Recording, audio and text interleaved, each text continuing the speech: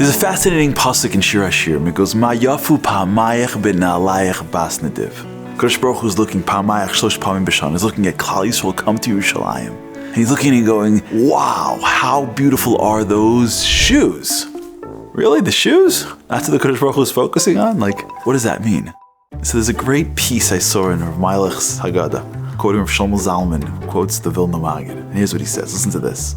A man leaves his house in the Galil, let's say, and he's going for Shalosh Regalim. What do you think it was like when they left their house? You think like it was like a party? I'm sure like his wife's like, take this one, I can't take this one, he's too little, he's too big. Daddy, I want to go. You can't go, but I don't want to go. He's taken to his teenage son, I don't want to be there. His 3-year-old wants to be there, but he can't take them. It's probably just to leave the house. And then who's going to cover and what's going to be and what's with the neighbors and what's with the enemies and what's with the planting. I'm sure when you left your house in the north to walk to Yerushalayim for weeks, it wasn't a pleasure. It wasn't flying first on El Al.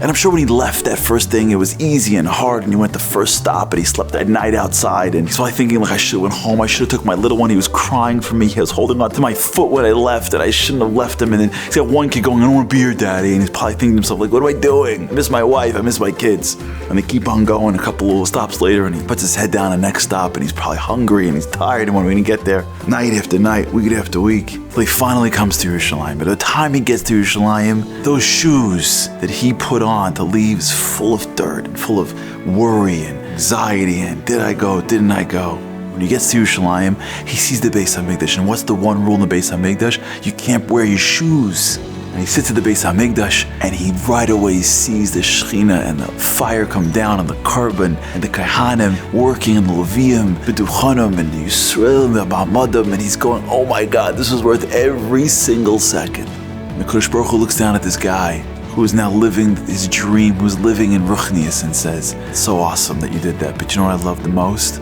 Not when you got to the Beis HaMikdash, the journey, when your shoes were on, because when you struggled, and you fought, and it was hard, and it was anxious, and you weren't sure if you can go or not go, and you kept on walking.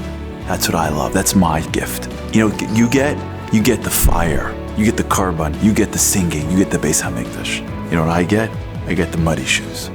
We live in a world that the journey to the Beis HaMikdash could not have been more muddier. And every day you walk, and every day you fight, and every day you struggle, and every bit of mud is the most precious diamond to Hashem. Ma yafo pa'amayach b'na'alayach bas nediv, Hashem says. You know what I love? I love those shoes. The muddier, the better.